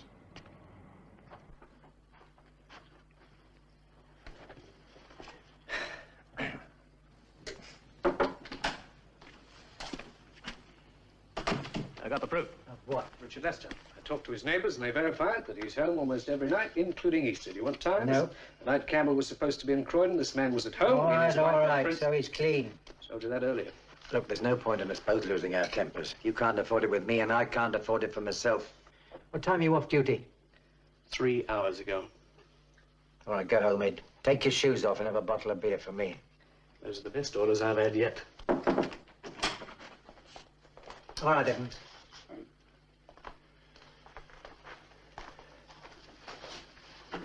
Well, Burchard, looks like there's a good chance you've been telling the truth. But I want a few more answers. Sit down. What sort of a person was this Joan Campbell? I didn't know her very long. No, I'm aware of that. But you did have a character to go with the body. What was she like? I mean, was she easygoing and neurotic? Was she eager or just permissive? You must have noticed something. She was interested. She didn't attack me or anything. What did she talk about? Trivialities. I don't know. We didn't talk much. Tell me about her teeth. Any special caps, fillings, or crowns? If there were, they didn't show. She had good teeth. She made any rings or any other jewelry? A wristwatch. What kind? Small, round gold one with a black cord strap. How small? Size of a shilling? Sixpence? Between the two. Nothing else? Nothing. All right. Thanks. Copy of your statement would go to the Lewis police, and they'll keep an eye on you. So from now on, I shall sell vacuum cleaners and nothing else. Yes, sir. Can I have my record book? No, I'm holding on to this for a while. And you listen to me, Burchard. You've had one conviction for indecency. You get another one and you'll be in real trouble.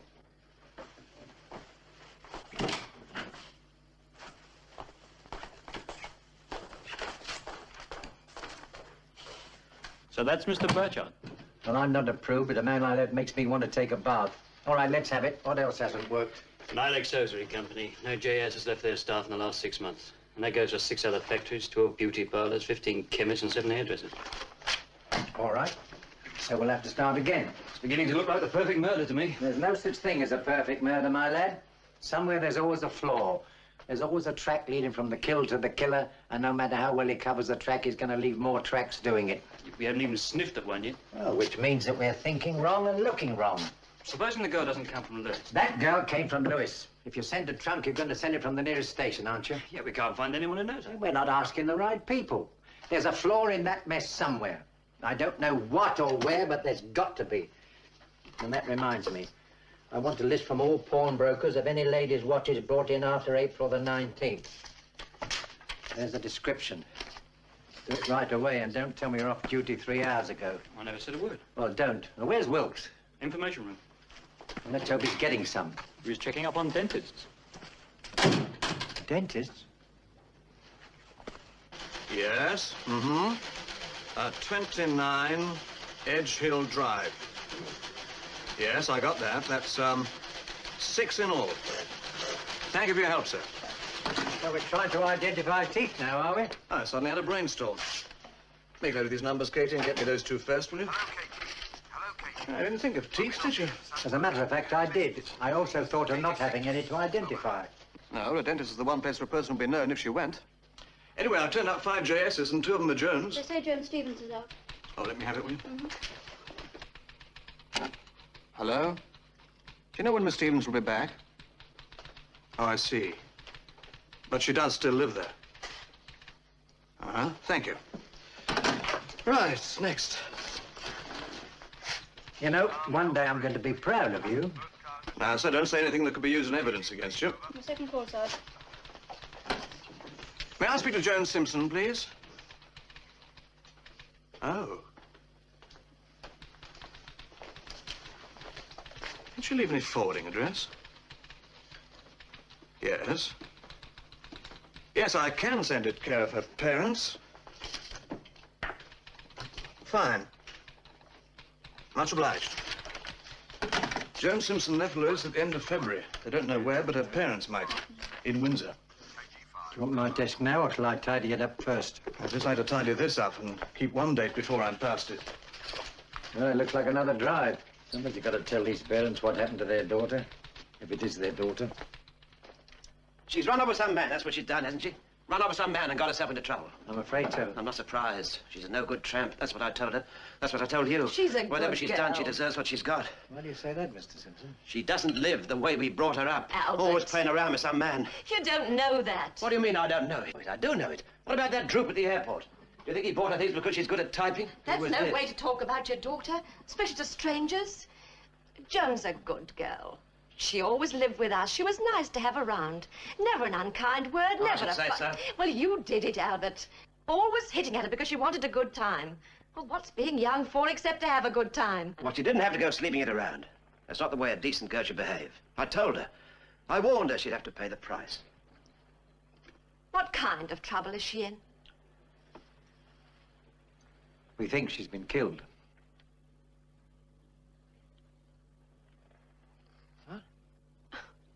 That can't be.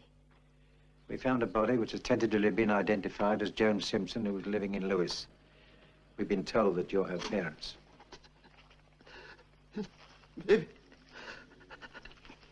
Jody.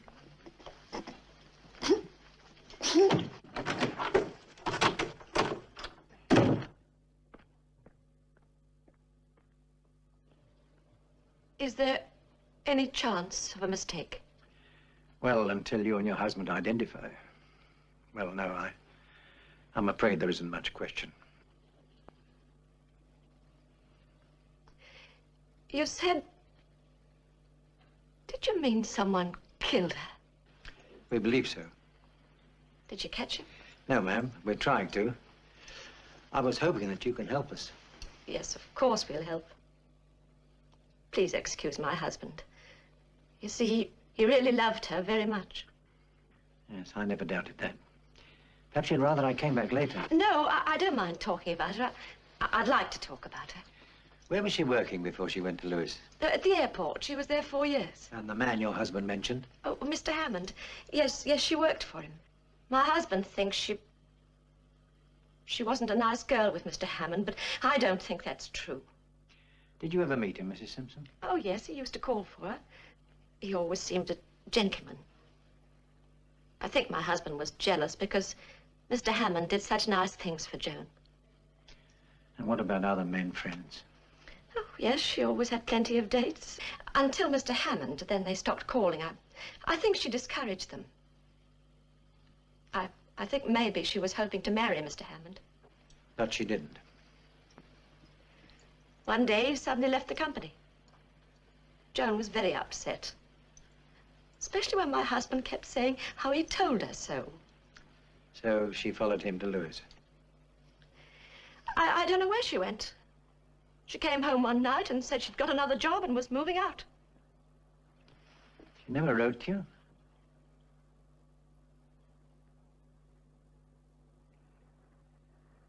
Well, you've been very helpful, Mrs. Simpson. Thank you. Well, I'll be getting along, sir. There'll be a car here in the morning. It's just a formality of identification. I understand. I'll see myself out.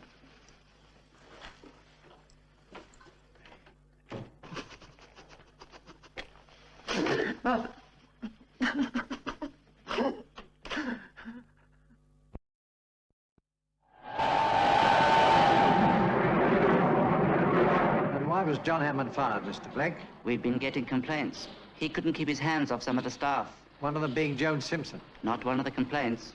They seem to get on fine. How long was she as secretary? Oh, about 6 months, I think. His regular girl left, and he asked us to upgrade Joan from the typing pool. Would you still have his file? Certainly, but you won't find much in it.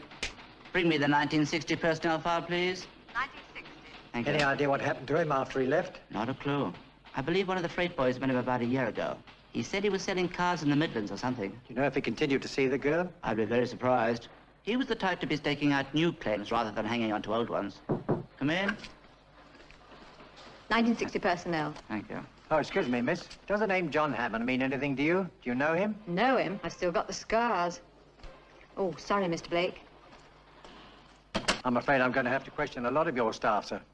Do you really think Hammond did this terrible thing? I'm willing to bet my pay packet on it. John Hammond is John Campbell, and furthermore, he lives in this area. Based on what facts? Well, sir, if we accept Campbell is Hammond, the jigsaw begins to make a picture. We now see why Joan Simpson came to Lewis. She was following him. We're even getting a motive. She wanted to marry him. Maybe he promised to marry her. So she pesters him, even threatens to tell his wife. Have we established a wife? Well, if he isn't married, why rent a house? She could go to his place. I believe he took that house to keep her quiet while he planned what to do with her. So, what's the next move? Well, with your permission, sir, I'd like the Yard to send down an identikit immediately.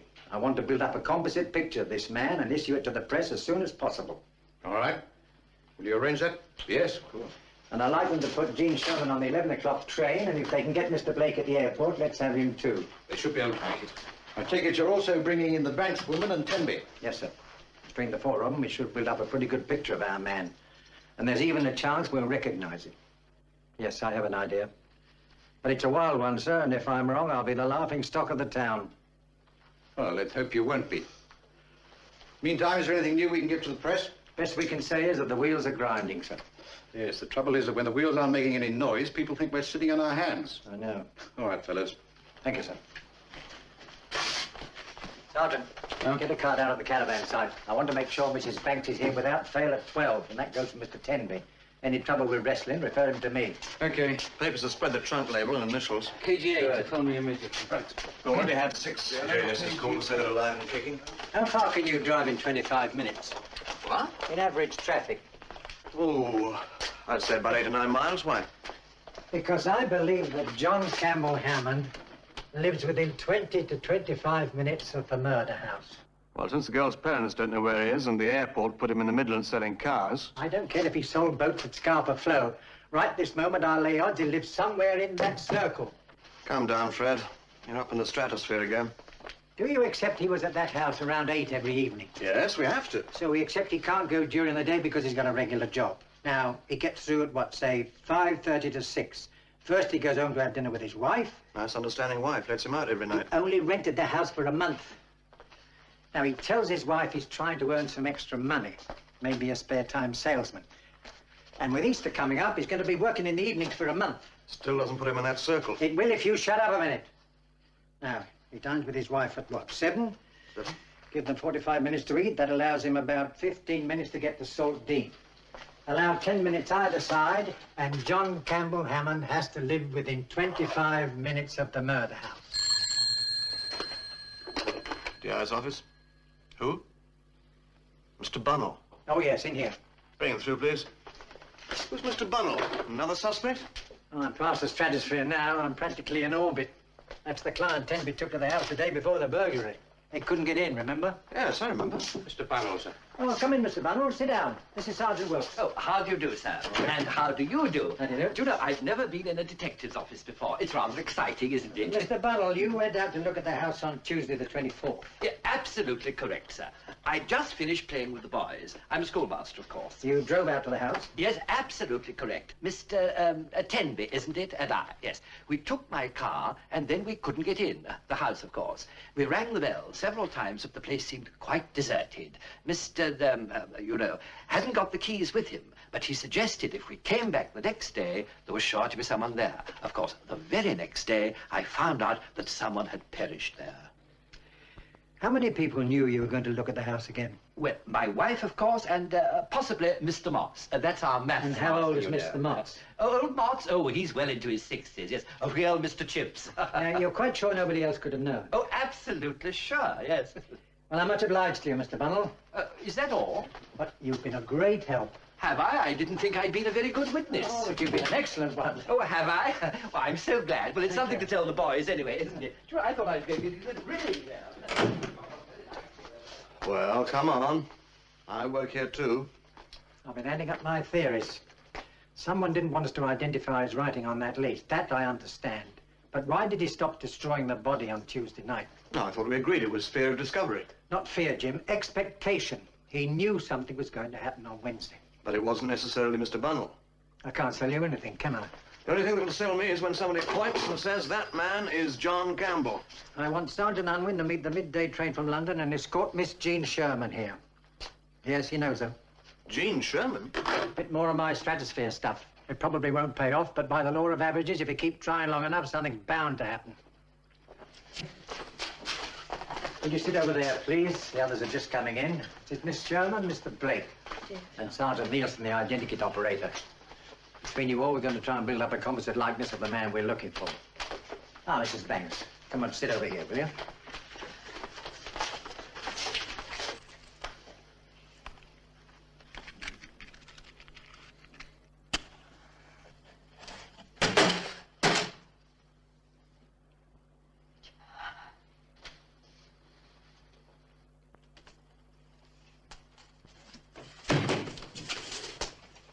All right, Mr. Tenbeck. Come on. It was an accident. Oh, you can tell us about it later. Come on, take it away. You've got to listen to me. It was an accident. I proved it. John.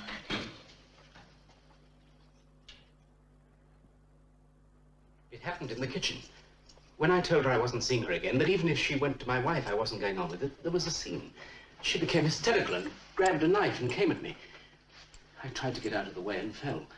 She was rushing at me so hard, she tripped over me and fell against the sink.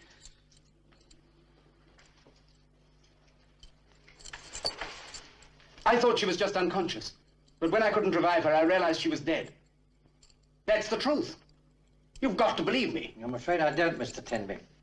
I think you killed Joan Simpson because she was threatening you, because she was pregnant. It's not true. Because it was a very carefully planned murder. No. Even to the purchase of a knife and hacksaw. Yes, we traced them to Gardner's hardware shop. All right, I admit that. But it was after she died.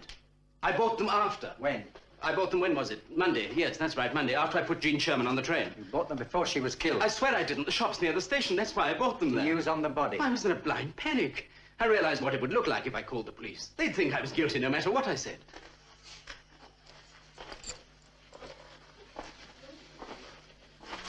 Have you ever been to prison, Tenby? Once. What for? I embezzled 50 pounds. It was a long time ago. Under what name?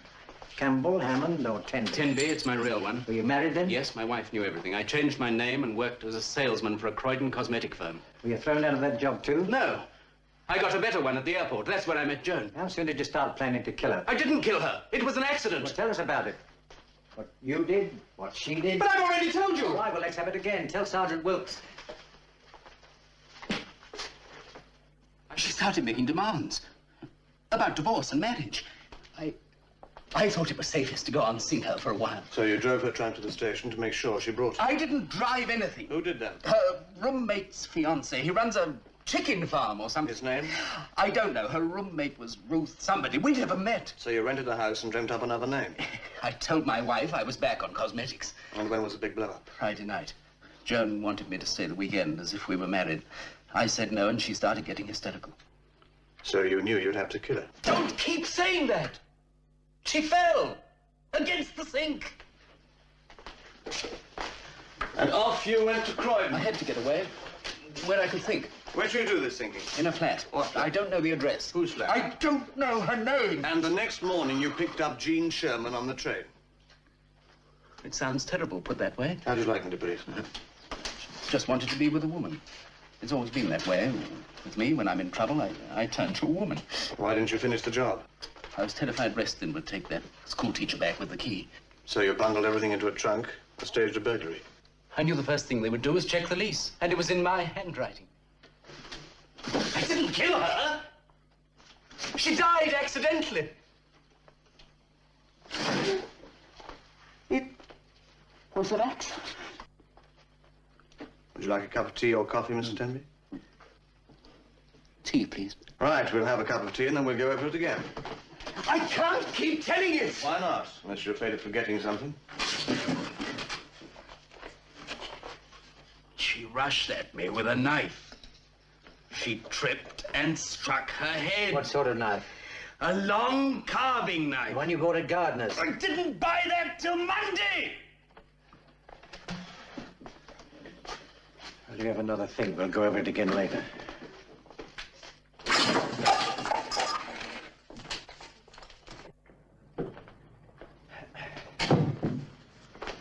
Oh, well, we might as well face it. He's got us over a barrel. I don't care how often he denies it. He killed her. I'll stake my life on that. He doesn't have to prove he didn't murder her. We have to prove he did. We don't have a chance. Of course we have a chance. Show me where.